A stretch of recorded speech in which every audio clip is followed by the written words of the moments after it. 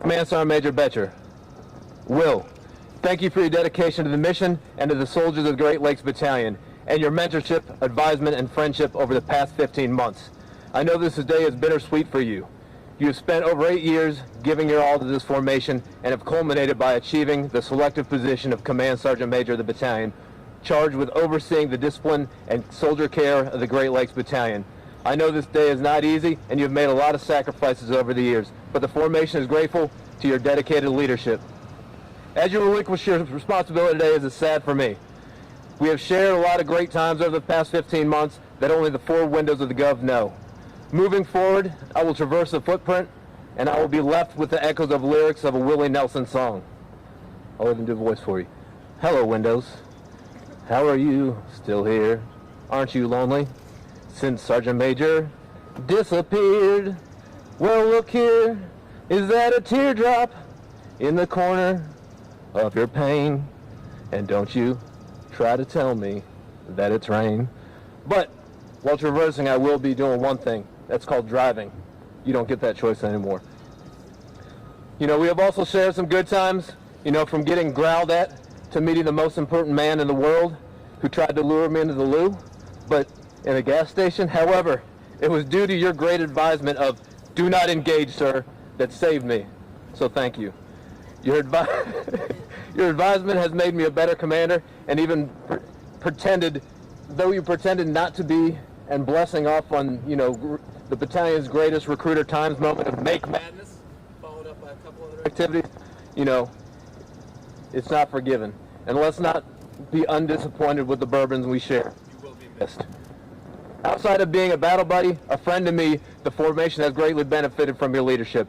It is the undocumented hours that you have spent ensuring this formation is cared for. The hours reviewing corrections to NCOERs and awards. I am not sure what you would owe the Army if they charged you for red ink.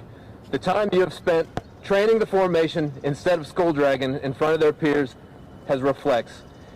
You never shied from the difficult engagements required by leaders, yet you've always been available for the soldiers when you are needed.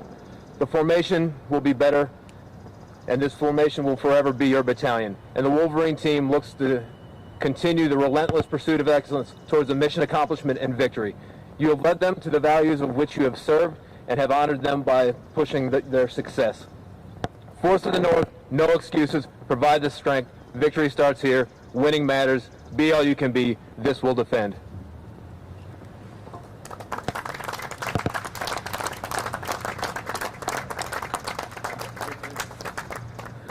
Ladies and gentlemen, the outgoing Command Sergeant Major, Command Sergeant Major William Betcher.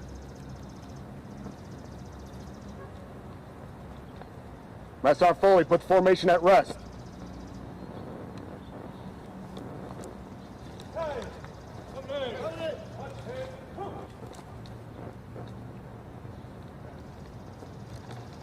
All right, shake it out. Move around a little bit. I know it's miserable out here. All right, good morning, Sergeant Major Garcia, Colonel Fullerton, Sergeant Major Morehouse, Sergeant Major Carter, Battalion alumni, Sergeant Major Holland, Sergeant Major Walters, friends, family, civilian staff, and soldiers of the Great Lakes Battalion. This will be my last ceremony before I retire. That's why I put you at rest. As long as I'm still in charge of something, I'm going to flex it a little bit. So be comfortable. NCOs, commanders, and first sergeants standing in formation today.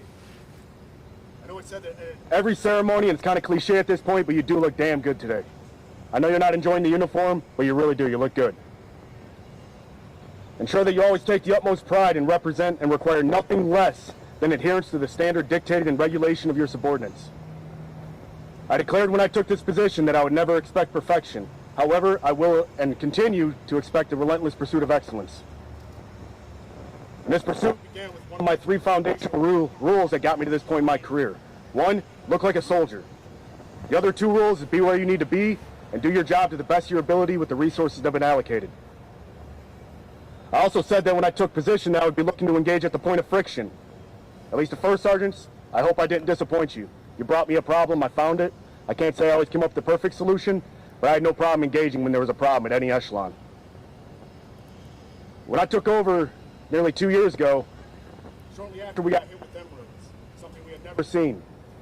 Shortly after that, once we started to finally figure out what was going on, we got hit with MHS Genesis. And then in perfect Army fashion, changed the command, we got a new commanding general, the mission model changed. I know a lot of you felt very frustrated with what was going on and how we were performing. And it's not to say that I didn't give you a little bit of slack on it either, but it was to push you to actually pursue that excellence. I only bring all this up because I always told you, don't blame external circumstances. Look internal before you blame anybody else. If we fell short, but we did everything within our power, we're good. I will never give you slack over that. But if we didn't do everything and leave everything on the field, we had a problem. And most of you first sergeants, you knew that when we had conversations. The one thing I will say, and I'm not big on stats, but I will say since I've taken over from Sergeant Major Holland, we've lost over 50 NCOs from our formation. Somehow our individual productivity rate has actually increased. What that tells you is we can actually do more with less. This is not to say to grow complacent, but the beginning's just starting. You have to keep building upon what we've done and move forward and get after the mission. Colonel Hefner, do you really know how important I am? I'm about to tell you. This was a running joke because me and Colonel Hefner were actually leaving, I think it was one of the Bay City Company stations when we were doing our battlefield circulation. And we stopped at a gas station and an interesting character came over and decided to lift up his shirt, and God only knows what he was trying to show us. I did notice that he had a very particular belt that was a bungee cord, and he asked me, do you know how important I am, when I kind of just said, yeah, no, have a nice day. And in perfect fashion, I said, no, but I'm willing to bet you're about to tell me. He decided to disengage with me and try to go for the colonel and somehow try to get him drugged into the bathroom. It was very awkward. I told him not to get engaged. We moved on, so it's become a running joke. Besides that, I promised you another story, and I apologize for why I put you at rest. Before I ever took position, I got a friend of mine who's a Southgate police officer. He's actually a lieutenant now. He was a campaign handler previously. He was a recruiter with me in 9 Echo, Westland. So him and I had coordinated for me to get pulled over one time in a government vehicle while I was visiting the Southgate area. So we got pulled over. I made sure to go into a housing area so there wasn't a whole bunch of people videotaping us and putting us on the news, because when he pulled up to the door of me, of course I got my attitude that I normally have, and he got snide with me. Things went back and forth, and long story short, I ended up in the back seat of a cop car.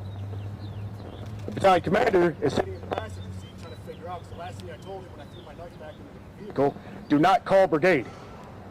Don't let them know what's going on. Get me out of jail. Yes, I did. You may not have heard it, but I did it. So I got taken into the police car. I took some pictures because my buddy Brent went back up to the battalion commander, told him, hey, we got to take the vehicle. This was all planned. He's going, but I have a driver's license. Sir, it doesn't matter. Our city law is if that we have to take somebody from the driver, the vehicle has to go with us. So while they're bickering back and forth, I'm in the cop car. 5-10 minutes go by. Finally, I jump out of the back seat. I have some choice words for the cop.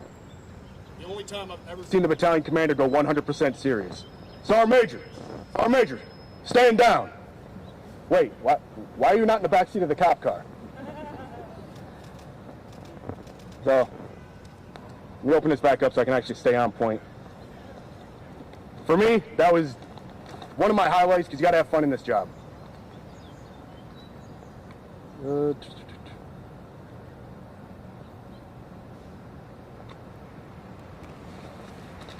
I'm skipping some spots, and you have to sit with all that.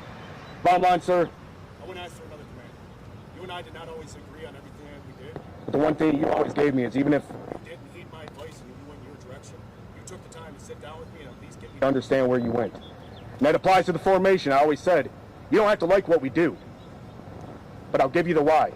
And you deserve the why to an extent. Sometimes it's our job just to put our nose down and actually get the job done.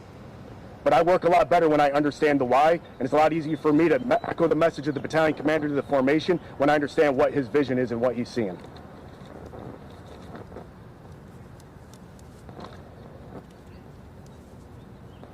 Colonel Fiersdorf, Captain Stitzel, Captain Brower, Sergeant here, Sergeant Fryer, Sergeant Forrest, Sergeant Brizendine, Sergeant Shield, battalion staff. I thank and appreciate everything that each and every one of you have done every day, because those are the things that people just, and Mr. Rose, these are the things that people just expect to happen. But when they don't happen, they suddenly lose their minds. So what you do is highly important, and don't forget that. I know it's a thankless job. I came from staff being an ops sergeant major before here. It's long hours and zero thanks. All right, so I'm going to start closing this up. My dad, my stepmom, thank you over the last 22 years. You know, Specifically for my dad, you've been in almost every duty location I've been to. From the, March 18th of 2001 when I showed up at your house, probably with alcohol poisoning, the day after St. Patrick's Day to go to the hotel and ship out. You know, and then coming everywhere for the birth after my children were born, you've always been there. Thank you to both of you, I love you. To my mom who couldn't be here today, she had surgery, so now she has a follow-up appointment she had to be at. Thank you for your prayers and support. I appreciate them, I love you. My brother Rob, my sister-in-law Megan, thank you for being here. Specifically to my brother, thanks for, you visited me in the states that were convenient to you. No, you never came to like Pennsylvania. You never came to El Paso, but you came down for a concert, you came from some football games, you know, in St. Louis. No, but the big thing is you've always been there when I called. He gets up at 5, 6 in the morning. I get up that time, but the problem is I'm wired different. I'm calling him at 11 o'clock just to bullshit. Oh, sorry, BS. While I'm having a drink. You know, and he's always been there. He's been my sounding board to actually bounce my thoughts off. Sometimes just tell me suck up, drive on. For First Sergeant Retired Morris, First Sergeant Retired Haddock, you know, thank you for coming out today. Rachel, appreciate that I tasked you out. Got you doing this for me. All right. To those watching on Facebook, specifically Charles, Ken, Mike, Sergeant Major Carroll, Sergeant Major Kenny, and a plethora of others. You know, thank you for the conversations. Not only family, but you guys really did talk me off a ledge. And this formation, I've really owes you guys a lot. You probably talk me off for doing a lot of really stupid things. To my wife, Elizabeth, I told you when I got this assignment, the morning I walked out of the bathroom and dropped a computer in front of you with the CSL showing when I was going back to Great Lakes. She laughed just like that. I wasn't laughing as much after 7 years in this battalion. But we agreed it was best for the family, and it's an honor and a privilege to serve in this position. I told you that it was going to be an assignment. This assignment was going to be the toughest ever. It was going to be similar to the first sergeant, but, you know, sevenfold. I got 7 companies. Even though it kept me on the road for what feels like more time. When I was at home, you held everything together while handling our baby girl. For a lack of better words, it could be quite a handful. I am truly grateful for all the love, support, and understanding that you've given me over the years. As the needs of the formation and command always seem to force their way into the forefront. All I can say is no more. No more late night calls, no more soldier issues, no more 5 out of 7 weeks on TDY, no more missed birthdays, anniversaries, or other events. I'm coming home for good, so I really hope that you're content with your decision to marry me, because I'm going to find that last nerve, and I'm going to dig in. My baby girl, Adeline. Adeline. Hi, sweetheart. When you were born, February 4th of 2021 in Richmond, I was on the phone actually dealing with work, helping a friend of mine out from the academy for his son to get a job out of Dallas Battalion. You were in my right hand while I was talking to the rock on my left, and with the phone in my left hand. And I promised you that I would get out of the Army and be done with this before you had any recollection of this. I think I've succeeded to that. To my son, Tristan, well, I hope you're actually able to get the link. You're actually watching it from my page. No, I'm sorry for the strain that this career has put on you, especially when you were younger, but I appreciate your resilience. Know that I love you and your sister with all my heart. In conclusion, I know that we cannot get down to the formation as frequently as we would have liked. When I took position, I always said that my door was open. When I said that, I had no clue the amount of calls, emails, text messages, smoke signals, and carrier pigeons that were going to bring problems to my lap. Just know that I tried to engage every issue as quickly and as violently as I could, in the hopes that I could provide everybody the attention for your concerns and issues required. And I provided the support that you not only sought after, but deserved. In return, all I ask that you remember that you are NCOs first, that your greatest responsibility is the care, welfare, and development of your subordinate NCOs, which is a no-fail mission in itself, and it is necessary to the strength and combat lethality of the future of our Army. Please do not take this responsibility light. Our nation, our children, deserve nothing short of our best. Thank you to everybody for your time and efforts in the support of this nation. If there's ever anything any of you need from me, please feel free to reach out. My number hasn't changed in over a decade. Again, if you call me between the hours of 1800 and 2000, that's the limited time I get with my daughter. If it's not life, limb, or eyesight, you're probably getting hung up on. Or feel free to come visit me in Lowe's at the paint department. If your paint's wrong, take it to customer service. Not my problem. You gave me the swatch. Winning matters. No excuses. Be a gangster. Force of the North. Wolverine! Wolverine 7. Out.